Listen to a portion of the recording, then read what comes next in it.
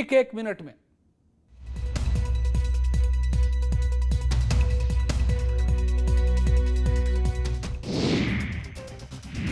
Noida police ने नशे की पार्टी कर रहे 14 लोगों को गिरफ्तार किया है। इनमें 5 लड़कियां भी शामिल हैं। पुलिस के मुताबिक सेक्टर 135 के एक फार्म हाउस में कुछ लोगों की पार्टी करने की खबर मिली थी। जब छापा मारा गया तो वहां 14 और लड़कियां थीं जिनके पास महंगी विदेशी शराब और बियर की बोतलें बरामद की गईं। नाइट कर्फ्यू के दौरान बिना इजाजत पार्टी करने के आरोप में सभी लोगों को गिरफ्तार किया गया है। पुलिस के मुताबिक पकड़े गए सभी लोग कॉलेज स्टूडेंट हैं और दिल्ली के रहने वाले हैं। आरोपियों के साथ फार्म हाउस का एक केयरटेकर भी गिरफ्तार किया गया है, जबकि उसका एक साथी फरार है। जानकारी के मुताबिक आरोपियों ने पार्टी के लिए फार्म हाउस की ऑनलाइन बुकिंग की थी। सभी आरोपियों के खिलाफ महामारी एक्ट में केस दर्ज किया गया है। रामपुर में एक महिला और उसके 2 बच्चों का धर्म परिवर्तन कराने के मामले में पुलिस ने 5 लोगों के खिलाफ केस दर्ज किया है। महिला उत्तराखंड की रहने वाली बताई जा रही है। बताया जा रहा है कि महिला के पति की इसी साल 8 मई को सड़क हादसे में मौत हो गई थी और फिर कुछ लोगों के दबाव बनाकर उनका धर्म परिवर्तन करा दिया। जानकारी मिलने के बाद पुलिस हरकत में आई और इमाम समेत 5 लोगों के खिलाफ धर्म परिवर्तन की धारा में केस दर्ज किया। पुलिस ने अब तक 3 आरोपियों को गिरफ्तार कर लिया है और दूसरे आरोपियों की तलाश जारी है। थाना शाहबाद में बहरवा गांव पड़ता है। पुलिस को सूचना मिली कि बहरवा गांव में एक बाहर की महिला को लाकर उसका धर्म परिवर्तन कराया गया है लालच पर। तो इस संबंध में पुलिस द्वारा मुख्य आरोपी उसके और उसके परिजनों के और जो इसमें सहयोगी थे उनके विरुद्ध सुसंगत धाराओं में मुकदमा दर्ज कर लिया गया और 3 लोगों को गिरफ्तार कर लिया गया। आगे की विधिक कार्रवाई की जाए। उत्तराखंड की वरिष्ठ कांग्रेस नेता इंदिरा हृदयेश का हार्ट अटैक के चलते निधन हो गया। उनकी मृत्यु दिल्ली के उत्तराखंड सदन में हुई। वो शनिवार को कांग्रेस की बैठक में शामिल होने राजधानी आई थी। इंदिरा हृदयेश के पार्थिव शव को उत्तराखंड के लिए रवाना कर दिया गया है। अंतिम यात्रा में पार्टी के नेताओं ने उनकी अर्थी को कंधा दिया। इंदिरा हृदयेश के निधन पर राहुल गांधी, प्रियंका गांधी समेत सभी कांग्रेस नेताओं ने शोक जताया है। वहीं इंदिरा हृदयेश के निधन पर सीएम तीरथ सिंह रावत, सीएम योगी आदित्यनाथ और पीएम मोदी ने भी शोक व्यक्त किया।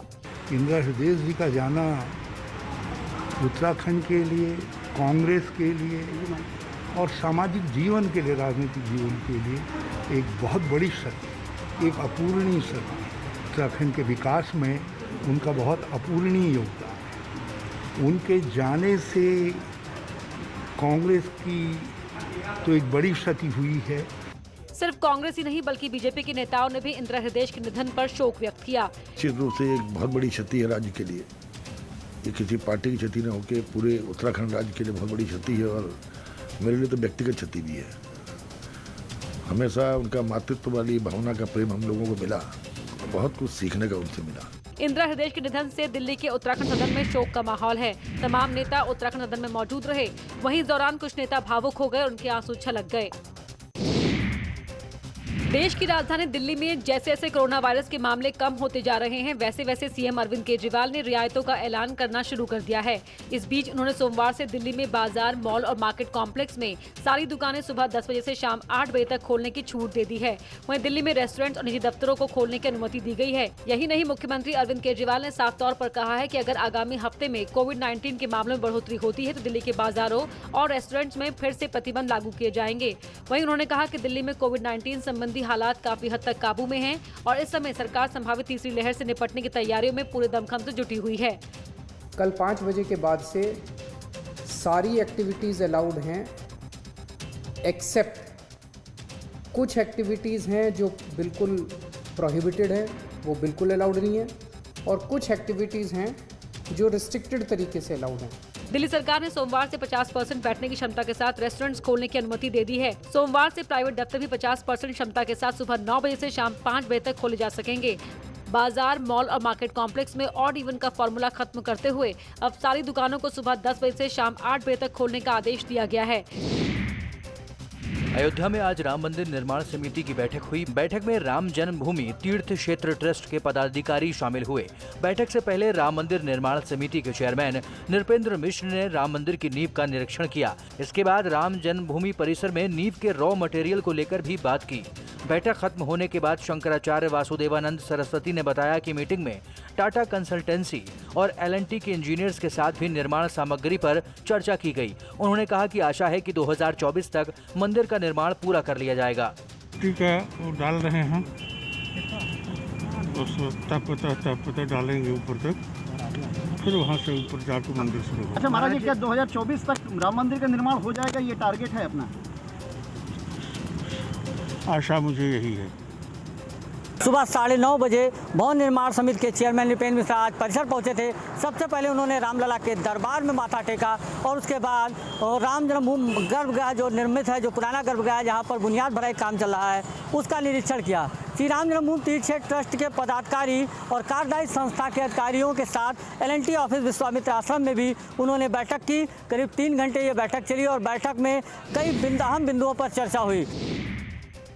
शाहजहांपुर में पुलिस ने अवैध हथियार फैक्ट्री का भंडाफोड़ किया है। मामला थाना जैतीपुर के नौगावा गांव का है, जहां जंगल में हथियार बनाने की फैक्ट्री चल रही थी।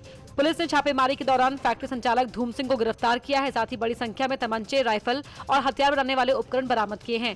जानकारी के मुताबिक आरोपी बदायूं शाहजहांपुर में अवैध शस्त्र बनाने के मामले में कई बार जेल जा चुका है और जेल से छूटने के बाद वो फिर से हथियार बनाने के काम में करने लगता है। 2000 रुपए से 5000 रुपए में हथियारों को बेचने वाला धूम सिंह पूरे जिले में मौत का सामान बनाकर लोगों को बांट चुका है। अवैध शस्त्र की फैक्ट्री बरामद की गई है और एक अभियुक्त रूम सिंह को गिरफ्तार किया गया है। इसके पूर्व इसका साथी गिरफ्तार हुआ था, जिसके पूछताछ में यह बात आई थी कि रूम सिंह और वो साथ में बदायूं में एक जगह असलहे बनाते थे और लगभग 1 माह तक वहाँ रुककर इनके द्वारा असलहे बनाए गए।